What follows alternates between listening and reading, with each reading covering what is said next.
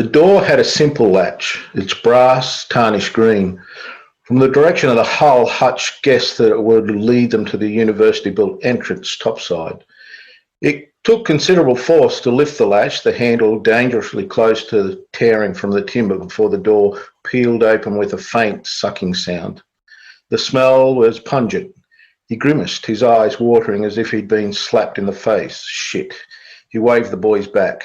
He forced the door open as far as it would go and held the phone through the cavity. But the darkness there was even hungrier, the water like a black mirror.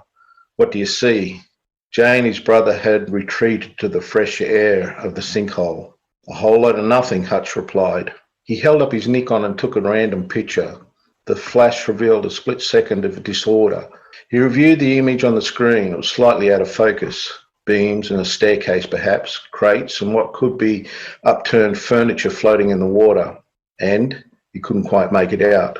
Something at the far end, squeezed between the shadows, no more than a silhouette. What he had seen, or thought he saw, just couldn't be. His practical side reassured him that it was a trick of the light, but the repulsive smell screamed otherwise. He held the Nikon against the door frame to steady his trembling hands. His cyclopean eye pointed into the centre of the cabin, blinked open with the press of the shutter button. The flash filled the cabin. Hutch fell back onto his haunches on unsteady legs as he drew the Nikon into his lap. He pressed preview. The screen filled with a crisp, clear image from the far wall. This time there was no mistaking it. The three figures sat cross-legged against the far wall, shoulder to shoulder.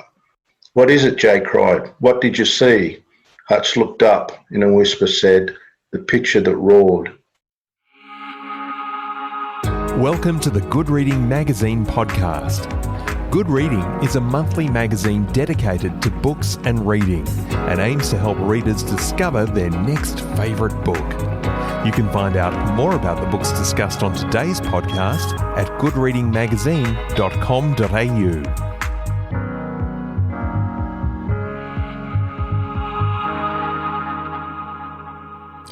Hello and welcome back to the Good Reading Podcast. I'm Max Lewis, and today we're joined by Michael Radburn, talking about the newest book in his Taylor Bridges series, The Reach. As a park ranger with prior experience in assisting with murder investigations, Taylor finds himself in the secluded town of Devlin's Reach, on the shores of the Hawkesbury River, when 3 bodies are unearthed on an excavation site. As Taylor discovers the town's dark history, more bodies turn up, and a torrential storm threatens to wipe out the entire town.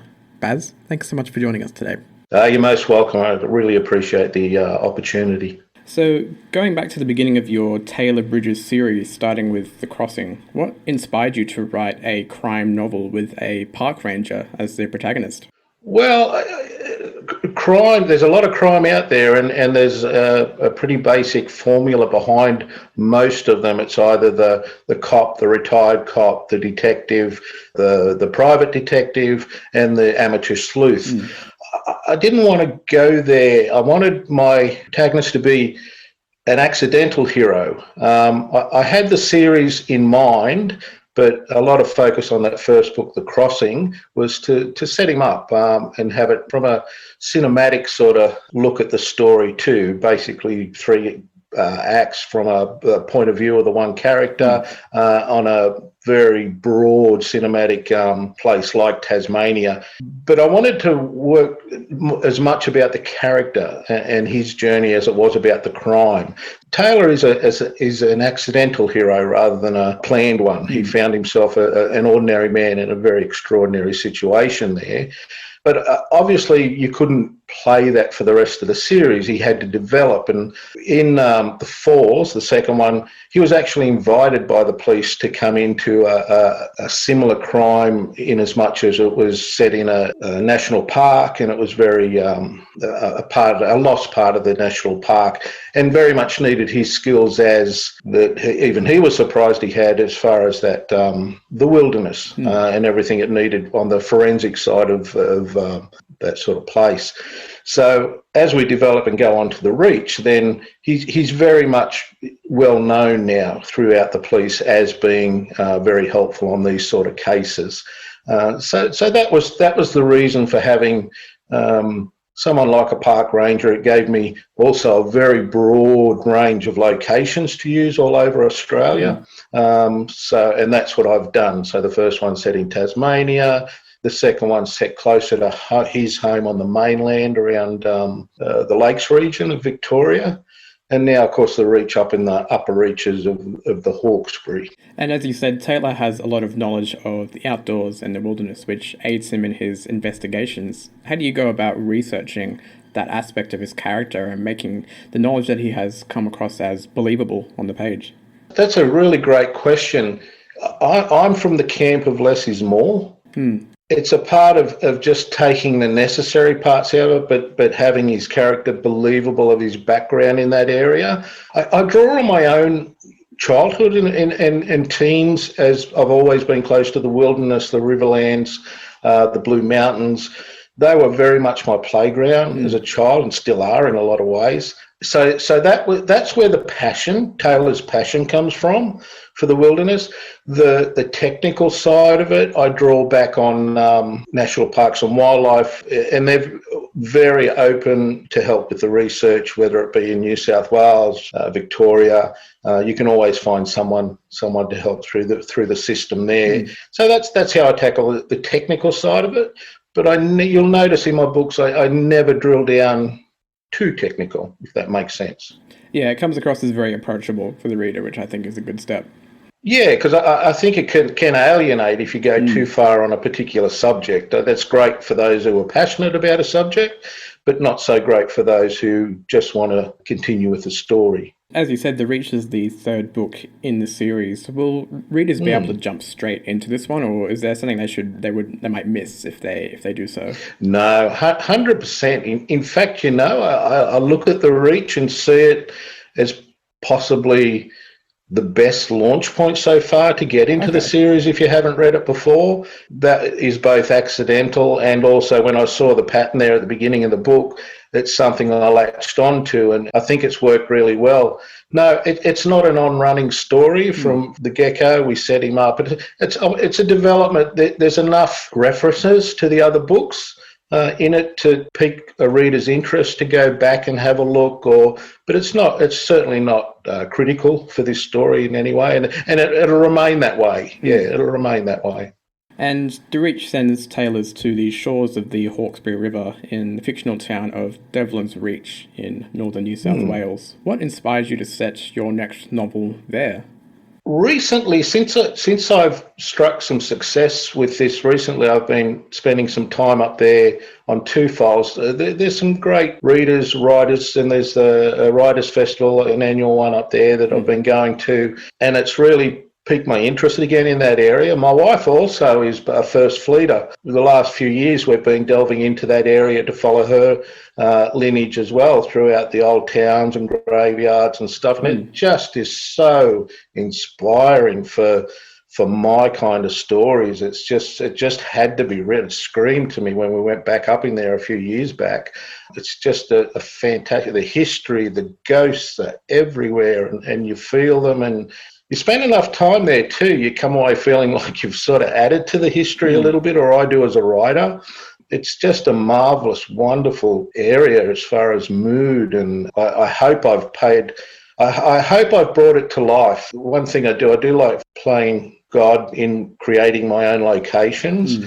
Some of that is also laziness, because you can't always find the location you exactly want. Yeah. So I'll always sort of start to drill down by looking at the state I want it in, drill down on the geography of that place, and then the politics, and then really narrow it down and find myself my own little town and its culture and its history, based around that geography and politics of the main area too. It works well. I love doing it that way. Are there any particular towns in that area that you drew upon for Devlin's Reach? Is it like an amalgamation of different areas or one particular place? I think it really is an amalgamation. That's how I work. There's never an epiphany of a story or of a novel with me, even with the standalone crime work I do. It's always things I've been carrying since I was a kid, I mean, and then it comes together. It just comes together as a story. And I carry a lot of characters and locations and people's backgrounds and story. I could carry them for years. I don't write them down. They're just there in the ether. And then all of a sudden I can sort of go to that toolbox and pick those little pieces together for something that's been bubbling away there as a full story. And I'm well armed with those quirky characters and locations and stories, yeah. And you'll note too that there's always little backstories for each character and things like that I carry with them. I don't try and weight it down too much because that can be a distraction to the main story. But I certainly love giving life to all of my characters, no matter how minor. And something in The Reach that I found particularly interesting and sort of made it a bit different from other crime novels was a very tiny hint of the paranormal or otherworldly in the book, most notably through Taylor's daughters, Erin and Claire, the latter of which gives the former messages beyond the grave, so to speak. What inspired this more paranormal side of the novel? That's a good pickup, Max, and I'm glad it's bubbled to the surface there. I cut my teeth back in the 80s on speculative fiction, horror, science fiction, and I did quite well back then. And it's still there now. And I still work with some of the great horror anthologies, Snafu to name a very successful one at the moment. Yeah, I still do well. I love short stories. I love the speculative market, the horror market. It's in my blood. It's in my DNA. So I call it my what if. I like it to hover around the background a little bit, a little what if, and leave it at that on my crime series or my crime books. So I'm glad it has surfaced, and that's the genesis of it. It's because it is in my DNA. It started back in The Crossing because Taylor found himself there more so on self-exile and because of the loss of his first daughter. We've really also on that too, James Keddy is making a film of The Crossing. The working title at the moment is Dark Sky Island.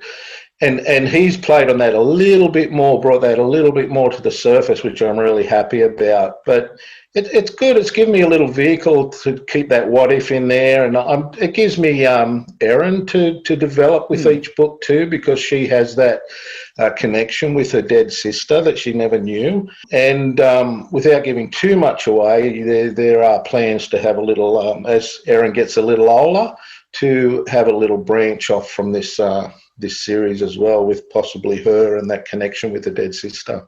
The Reach also introduces us to Detective Sergeant Everett, who sort of acts as an alternate perspective in the book. What did you want to achieve with his character? Okay, well, let's just step back a little bit again. With planning this series, and it's worked out well for me, The Crossing was one point of view, and we also had the interaction with the detective on the case down there and a local police sergeant. And that worked well. I liked the balance of having these other characters to balance against Taylor. But there was the plan to move on from The Falls and The Reach into more of a multiple perspectives.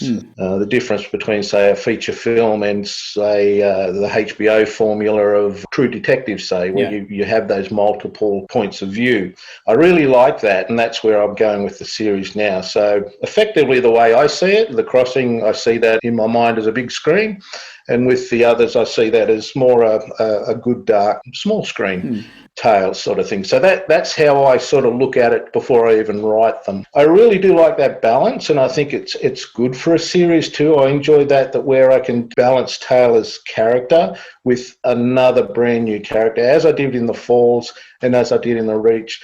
And I love his character in The Reach. He's kind of, I wanted to set him up as a kind of very young, very keen, however, for Taylor's help, almost a prodigy. But I also like that sort of MacGyver-esque ability for him to, say, make his own fingerprint powder and all those things, to be able to fall on his own skills outside of the square, because they are very isolated while this storm front comes through on this isolated town of Devlin's Reach. I give a lot of thought to what I call the balancing character, which is usually the cop, because in every crime story we need that thread. Taylor will be there to assist the police and the forensic side of it there. Again, I draw on that less is more on those sort of things. They're not forensic novels, they're character-driven novels. Going back to Taylor, this being the third book in the series, how did you want to evolve or change his character? I wanted to do it with an open mind. Whenever I do my books, I do a fairly detailed synopsis, but try and leave about 30% of growth for the books and the characters to develop themselves. I'm blessed with Taylor because he does come out of nowhere sometimes in his own development, and I just love it when I'm surprised at what actually comes out of left field sometimes while I'm writing in a certain direction, and he taps me on the shoulder and says, no, what about this? So he's one of those ones that can grow himself. I just feel like I'm taking notes some days rather than creative writing, because I always knew from The Crossing as that accidental hero, that ordinary man in an extraordinary situation, I knew he was better than that. He was damaged, but he could be fixed, and the skills he had there, he really wanted to see if he could take control of those in the next book, the Falls, and prove to himself, to his wife, to the world that he could get through it without coming away with those scars he did on The Crossing. And then we find him in The Reach with the family's developed, his marriage has developed, he's in a good place and he wants to do good things. But of course, there's still a little bit of friction there between him and his wife, because these cases take him to very dark places that she knows he will have to bring home when it's finished.